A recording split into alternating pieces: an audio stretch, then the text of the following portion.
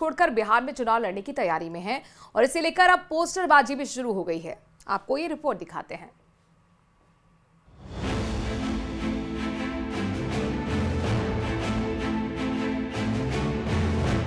चिराग पासवान चुनाव लड़ें और किसी आरक्षित सीट से नहीं बल्कि एक सामान्य सीट से चुनाव लड़ें, ये फैसला लिया गया एलजेपी रामविलास की कार्यकारिणी की बैठक में।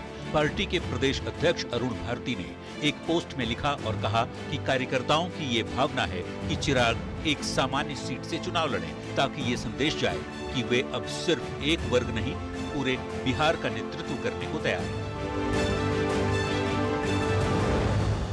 आपने यह भी कहा है सर कि हम चुनाव जनरल सीट से लड़ेंगे। आपकी पार्टी ने यह भी फैसला किया है कि आप जनरल सीट से चुनाव लड़ेंगे। ये प्रस्ताव आया है पार्टी की तरफ से। इस ऐलान के बाद एलजेपी आरवी की तरफ से पोस्टर भी जारी कर दिया गया। पटना में चिराग के समर्थन में कई पोस्टर लगाए गए हैं जिसमें चिराग से शेखपुरा सीट से चुनाव लड़ने की अपील की गई है। चिराग की पार्टी की इस भावना को बीजेपी ने उनका आपसी मामला बताया है। सभी दल को अपना अपना अधिकार है कि वो अपने सीट का उपयोग जिस तरह से भी करना चाहे कर सकते हैं। तो जेडीयू ने भी चिराग से चुनाव लड़ने के फैसले का स्वागत किया। साथ ही ये भी दोहरा दिया कि नेतृत्व तो मुख्यमंत्री नीतीश कुमार ही करेंगे। यहाँ तो चिराग पासवान जी ने स्पष्ट रूप से कहा है कि माननीय नीतीश कुमार जी के नेतृत्व में चुनाव होगा और माननीय नीतीश कुमार जी राज्य के मुख्यमंत्री रहेंगे।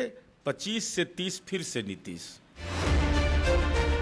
तो चिराग ने भी इस बात को साफ कर दिया कि मुख्यमंत्री पद को लेकर कहीं कोई भ्रम नहीं है।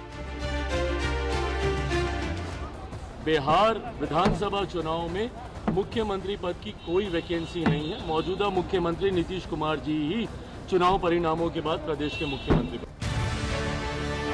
बिहार की राजनीति में आइडेंटिटी पॉलिटिक्स काफी प्रभावी रही है। नेता अपनी जाति और समाज के नाम पर राजनीति करते रहे हैं। ऐसे में बिहार में अब चिराग पासवान अपनी जाति की पहचान से बाहर निकलना चाहते हैं और खुद को बिहार के नेता के रूप में स्थापित करना चाहते हैं, जो उनके लिए एक बड़ा चैलेंज भी होने वाला है। पटना से संवाददाता विनीता मिश्रा के साथ ब्यूरो रिपोर्ट, न्यूज़ 18।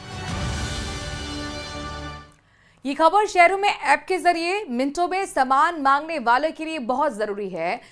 मुंबई के धारावी इलाके में ज़ेप्टो के गोदाम पर महाराष्ट्र एफडीए ने कड़ी कार्रवाई करते हुए इसका फूड लाइसेंस सस्पेंड कर दिया है। ज़ेप्टो के वेयर हाउस में खराब खाना, फंगस लगे प्रोडक्ट्स, एक्सपायरी आइटम्स का गलत स्टोरेज और गंदगी के बीच रखा गया माल मिला। फूड सेफ्टी एक्ट के उल्लंघन के चलते कार्रवाई की गई। जब तक ज़ेप्टो पूरी तरह से नियमों का पालन नहीं करेगा तब तक लाइसेंस सस्पेंड रहेगा। जब अधिकारियों ने जांच की तो पता चला कि गोदाम में फंगस लगे खाने के आइटम्स रखे गए थे। ठंडा रखने की जरूरी व्यवस्था भी नहीं थी। एक्सपायरी और वैध सामान अलग अलग नहीं था। जमीन पर ही सामान रखा गया था। फर्श गीली गंदी थी। इतना ही नहीं, खाने के प्रोडक्ट्स को गंदे पानी के साथ भी रखा गया था।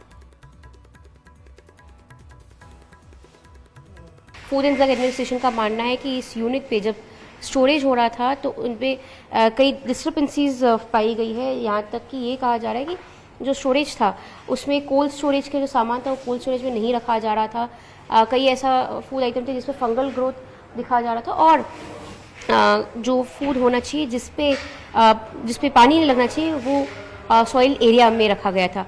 आपको हम विजुअल दिखाएंगे। यहाँ पे ये धारावी का यूनिट है। यहाँ पे फिलहाल जैसे आप देख सकते हैं कि स्टोरेज सेंटर तो बंद किया। चुनाव कितने चरण में होने वाले हैं, इसको लेकर बड़ी खबर है। रिपोर्ट देखिए। जून का महीना शुरू हो चुका है और सियासत की सरगर्मी अब तेज होने लगी है।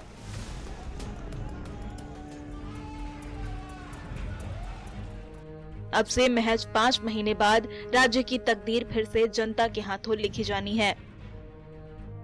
इसी साल अक्टूबर-नवंबर में बिहार विधानसभा का चुनाव होना है।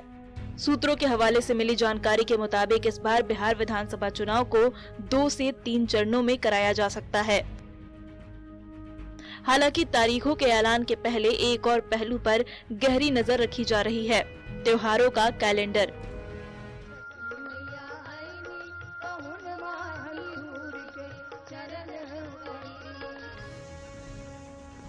अक्टूबर में दिवाली और छठ जैसे बड़े पर्व हैं। लिहाजा निर्वाचन आयोग इन त्योहारों को ध्यान में रखते हुए मतदान की तारीखें तय करेगा, ताकि पर्व की आस्था और लोकतंत्र का उत्सव दोनों में कोई टकराव न हो।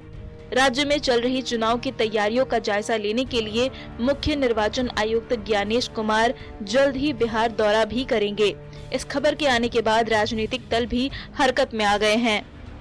जब भी चुनाव होगा, राष्ट्रीय जनता दल इंडिया गठबंधन बिहार में तैयार है पूरी तरह से, और बिहार की जनता भी तैयार है तेजस्वी सरकार बनाने के लिए। 3 फेज में संभवतः बिहार में चुनाव होगा और निश्चित रूप से इस चुनाव में मतदान प्रतिशत भी बढ़ेगा और बहुत बड़ी जीत के साथ एनडीए इस बार प्रचंड बहुमत के साथ कम से कम 225 सीट के साथ पूर्ण सरकार बनाने जा रहा है। हम सभी राजनीतिक दल के लोग भारतीय निर्वाचन आयोग के चुनाव कार्यक्रम के अनुसार चुनाव में हिस्सा लेने के लिए तैयार हैं, तत्पर हैं।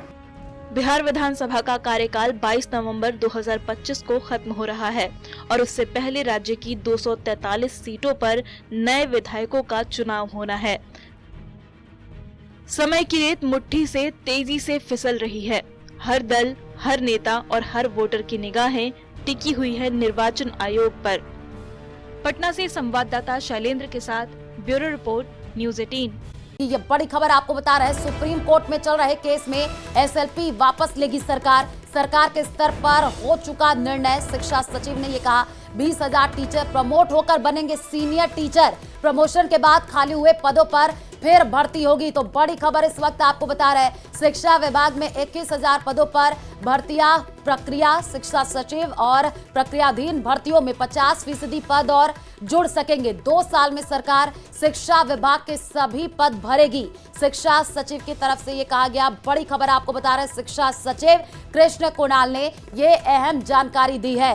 शिक्षा विभाग से जुड़ी हुई ये बड़ी खबर आपको बता रहे हैं, टीचर ग्रेड 3 की पदोन्नति प्रक्रिया जल्द शुरू हो जाएगी। सुप्रीम कोर्ट में चल रहे केस में एसएलपी जो है वापस सरकार लेगी। और ज्यादा जानकारी के लिए संवाददाता हितेंद्र हमारे साथ जुड़ चुके हैं। हितेंद्र, 20,000 टीचर प्रमोट होकर के अब सीनियर टीचर बनेंगे, क्या कुछ जानकारी? जी, इस बारे में जो शिक्षा सचिव हैं कृष्ण कुणाल, उन्होंने ये जानकारी दी थी। उन्होंने कहा कि जो 3rd ग्रेड शिक्षकों के जो पद हैं, पिछले 5 साल से इनकी डीपीसी नहीं हुई है। पिछले 5 साल से जो है इनकी पदोन्नति की जो प्रक्रिया है, जो प्रमोशन का जो सिस्टम है, वो ठप पड़ा हुआ था। लेकिन अब इसमें जो है फिर से पदोन्नति की प्रक्रिया ये शुरू करेंगे। इसके बाद जो 20,000 शिक्षक जो है वो सीनियर टीचर के ग्रेड में आ जाएंगे, सीनियर टीचर बन जाएंगे। 3rd ग्रेड की बजाय 2nd ग्रेड और उस तरह से जो है सीनियर टीचर बन जाएंगे। तो 20,000 जो पद हैं वो रिक्त हो जाएंगे, वो खाली हो जाएंगे। और 3rd ग्रेड के टीचर्स के जो है प्रमोशन के बाद जो पद खाली होंगे उन पर भी भर्ती प्रक्रिया जो है शुरू की जाएगी। फिलहाल जो विभाग के अंदर जो भर्ती प्रक्रिया है वो 21,000 पदों के लिए पहले से चल रही है। वो अलग अलग तरह के कैडर में जो है अलग अलग तरह की भर्तियां हैं ये। तो इसमें जो है जो शिक्षा सचिव है उन्होंने बताया कि जो मुख्यमंत्री हैं वो इसमें खास इंटरेस्ट लिए हुए हैं। खास वो चाहते हैं कि भर्ती जो पद हैं, जो सीनियर टीचर बन जाएंगे या प्रमोशन के बाद जो पद खाली होते हैं उससे पहले ही जो है ये प्रक्रिया शुरू कर दी जाए। तो 31 मार्च 2026 तक जो पद खाली होंगे उनमें 50% और उनमें पद जोड़ दिए जाएंगे। तो ये उन्होंने एक फ्री हैंड जो है इनको जो विभाग को दिया है। और उसके हिसाब से जो है करीब 2027 तक, मतलब आने वाले 2 साल में उनका कहना है कि शिक्षा विभाग की जितनी भी भर्तियां हैं वो पूरी कर ली जाएंगी और कोई भी पद जो है शिक्षा विभाग में रिक्त नहीं रह जाएंगे। तो ये उनका कहना है। और जो सुप्रीम कोर्ट में जो इस मामले में एसएलपी लगी हुई थी, एक स्पेशल लीव पिटीशन थी, वो जो है वापस ले लेगी सरकार। ऐसा जो है उनका कहना है कि सरकार ने नीतिगत निर्णय इस बारे में ले लिया है और जल्द ही वो जो है सुप्रीम कोर्ट में भी अपनी जो एसएलपी लगाई हुई थी वो वापस ले लेगी। जी ठीक है, शुक्रिया हितेन तमाम जानकारी साझा करने के लिए। सभी सीनियर करवा रहे हैं, लेकिन लगातार संगठनों की मांग उठ रही है क्योंकि पद बहुत बड़ी संख्या में रिक्त पड़े हुए हैं और आपने बहुत कम संख्या में जो है वो भर्ती निकाली है। इसमें आपको बताना चाहूँगा, पिछले 1.5 साल लगभग सरकार की हो गए हैं। इसमें जो भर्तियां हैं करीब 28,000 भर्तियां ऑलरेडी हमने और नियुक्तियां दे दी है।